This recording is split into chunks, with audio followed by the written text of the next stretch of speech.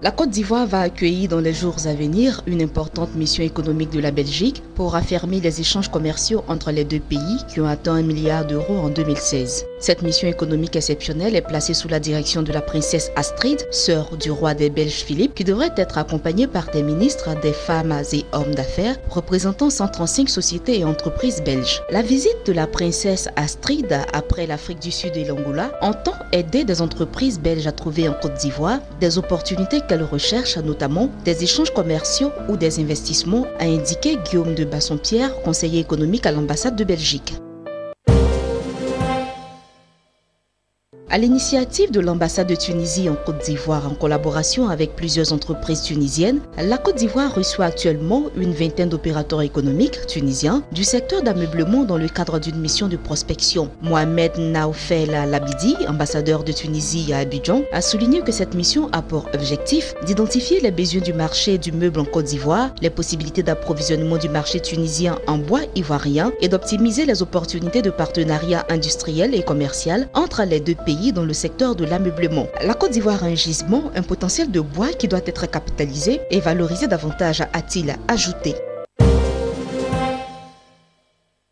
La Direction générale des douanes ivoiriennes a annoncé que l'édition des déclarations en détail des marchandises ne se fera qu'à partir de la plateforme électronique du guichet unique de commerce extérieur à compter du 16 octobre 2017. Ce guichet unique du commerce extérieur est une plateforme électronique visant à dématérialiser toutes les procédures liées au commerce transfrontalier. Le paiement électronique des taxes et droits de commerce extérieur est obligatoire via cette interface depuis le 1er août 2017. Le gouvernement ivoirien entend à travers cette mesure faciliter les opérations d'import-export, mais surtout sécuriser les recettes de l'État. L'ensemble des banques et institutions financières devraient désormais ajouter cette exigence à leurs modes opératoires. Cette plateforme envisage également de simplifier les paiements de droits et taxes de douane et divers frais à l'occasion des activités d'importation, d'exportation et de transit. Aussi, le e-paiement a été implanté sur la plateforme du guichet unique du commerce extérieur par les équipes multisectorielles en activité à la Web Fontaine, structure en charge de la dématérialisation des formalités requises pour l'importation, l'exportation et le transit en Côte d'Ivoire.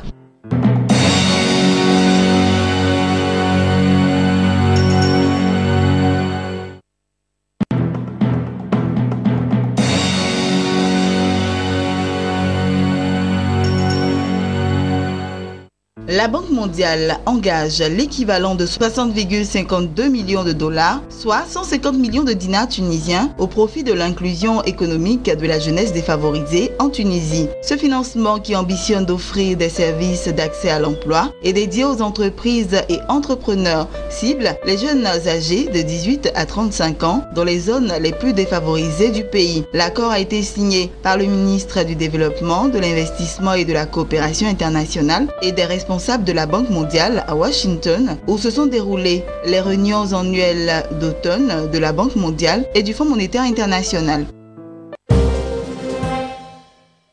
Le gouvernement zimbabwéen a décidé d'imposer une interdiction sur les importations de fruits et légumes afin de limiter la pénurie en devises étrangères. C'est ce qu'a annoncé Joseph Maid, ministre de l'Agriculture, qui précise que cette mesure prendra immédiatement effet. Il faut préciser que le Zimbabwe a importé pour 80 millions de dollars de fruits et légumes en 2016, d'après les données de l'Agence nationale zimbabwéenne des statistiques.